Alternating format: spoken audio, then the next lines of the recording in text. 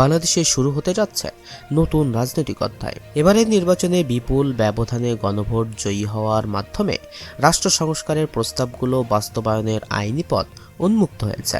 প্রধানমন্ত্রীর একচ্ছত্র ক্ষমতা কমিয়ে ভারসাম্যপূর্ণ রাষ্ট্র কাঠামো গঠন এবং দ্বিকক্ষ বিশিষ্ট সংসদ প্রত্যাবর্তনের পথে হাঁটছে বাংলাদেশ। ত্রয়োদশ জাতীয় সংসদ নির্বাচনের সাথে অনুষ্ঠিত গণভোটে বিপুল জনসমর্থন পেয়েছে রাষ্ট্র সংস্কার প্রস্তাবনা। নির্বাচন কমিশনের দেওয়া তথ্য অনুযায়ী 12,77,00,000 ভোটারের এই দেশে গণভোটে ভোট পড়েছে 60.26%, যেখানে 4,80,00,000-এর বেশি মানুষ সংস্কারের পক্ষে হ্যাঁ ভোট দিয়েছে, আর বিপরীতে না ভোট পড়েছে 2,25,00,000-এর কিছু বেশি। এই জনরায়ে এখন পরিবর্তনের ডাক স্পষ্ট। গণভোটের এই জয় বদলে দিয়েছে রাষ্ট্রের নির্বাহী বিভাগের চিরচেনা রূপ। বর্তমান সংবিধান অনুযায়ী প্রায় সব ক্ষমতাই প্রধানমন্ত্রীর হাতে কুক্ষিগত থাকলেও নতুন কাঠামোতে প্রধানমন্ত্রীর একচ্ছত্র আধিপত্য কমেছে। বিপরীতে বেড়েছে রাষ্ট্রপতির তদারকির ক্ষমতা। বিশেষ করে গুরুত্বপূর্ণ সাংবিধানিক পদগুলোতে নিয়োগের ক্ষেত্রে এখন থেকে কোনো একক দলের পছন্দ নয়, বরং ক্ষমতাসীন দল, বিরোধী দল এবং বিচার বিভাগের সমন্বয়ে গঠিত শক্তিশালী কমিটির মাধ্যমে সিদ্ধান্ত নেওয়া হবে।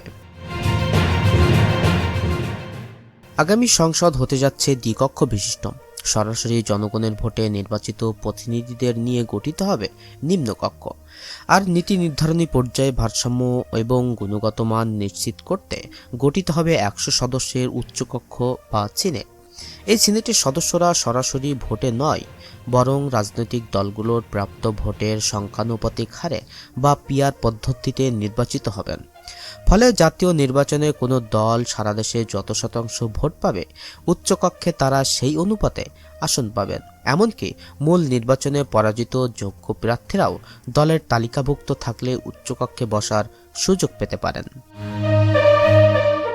উচ্চকক্ষের 100 আসনের কোন দলে কতজন সদস্য থাকছেন তা নিয়ে এখন চলছে চুলচেরা বিশ্লেষণ।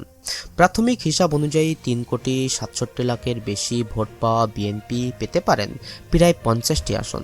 অন্যদিকে 2,32,00,000 ভোট পাওয়া জামাত ইসলামী এবং এনসিপি মিলে পেতে পারেন 40টি আসন। বাকি আসনগুলো অন্যান্য দলের প্রাপ্ত ভোটের ভিত্তিতে বণ্টন করা হবে। তবে চূড়ান্ত ফলাফল ঘোষণা সাপেক্ষে এই হিসাবে কিছুটা পরিবর্তন আসতে পারে।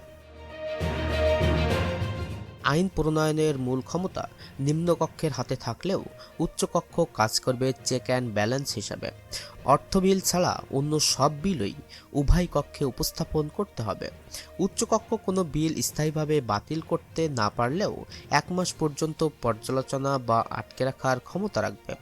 এর মূল লক্ষ্য হল তড়িঘড়ি করে কোনো আইন পাশ না করে তা গভীরভাবে পর্যালোচনা এবং জাতীয় রাজনীতিতে আঞ্চলিক ও প্রান্তিক জনগোষ্ঠীর কণ্ঠস্বর তুলে ধরা হবে। কোনো বিষয়ে মতবিরোধ দেখা দিলে আলোচনার মাধ্যমে সমাধানের বিধানও রাখা হয়েছে এই সংস্কার প্রস্তাবে। গণতন্ত্রের এই নতুন মডেলে সাধারণ মানুষের প্রত্যাশা আইনসভা ও নির্বাহী বিভাগের মধ্যে স্বচ্ছতা ও জবাবদিহিতা আরও সুদৃঢ় হবে।